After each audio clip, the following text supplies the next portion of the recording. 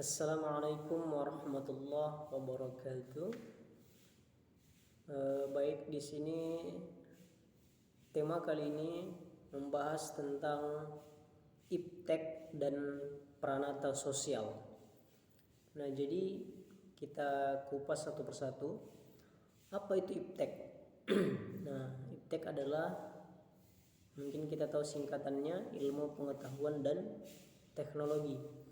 Nah, lalu secara pengertiannya, iptek itu merupakan teknologi, teknologi yang merupakan produk ilmu pengetahuan.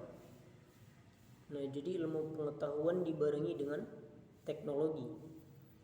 Nah, jadi produk ilmu pengetahuan, terapan atau aplikasi dari ilmu yang dapat ditunjukkan dalam hasil nyata yang lebih canggih dan dapat mendorong manusia untuk berkembang lebih maju lagi.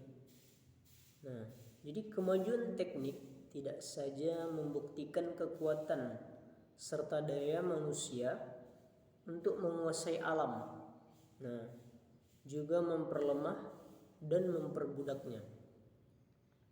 Nah, itu kata kuncinya, bahwa kemajuan itu sendiri tidak membuktikan bahwa itu menjadi power, kekuatan serta daya manusia untuk menguasai alam.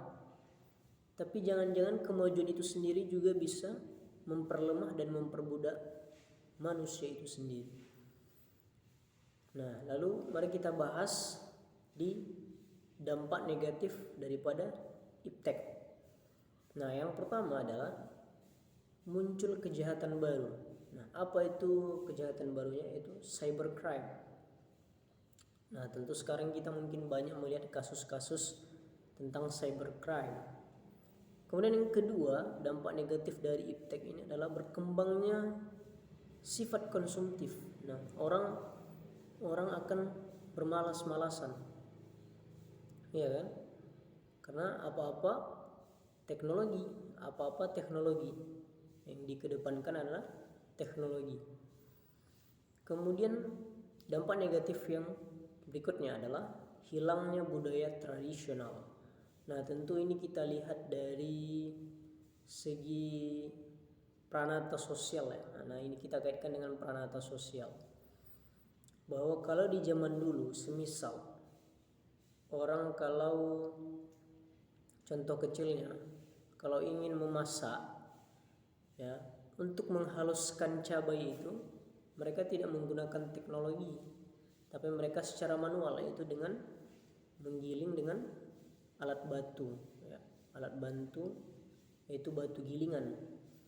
Lalu kita lihat sekarang, orang tidak perlu susah-susah lagi untuk menggiling dengan batu gilingan, hanya dengan mencetek satu tombol, maka haluslah itu cabai. Nah, itu mungkin hilang mulai hilang sekarang, contoh-contoh budaya-budaya tradisional seperti itu. Nah, itulah tentang iptek. Kemudian pranata sosial. Nah, jadi apa itu pranata sosial? Jadi sebenarnya pranata sosial itu sebagai pengendali sebetulnya. Pranata sosial dapat diartikan sebagai suatu sistem tata kelakuan dan hubungan yang berpusat kepada aktivitas-aktivitas untuk memenuhi kompleks khusus dalam kehidupan masyarakat. Nah, lalu apa fungsi pranata sosial?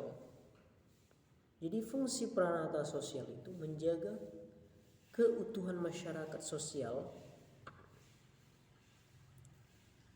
kemudian untuk mengontrol sosial, kemudian untuk pedoman kepada anggota masyarakat.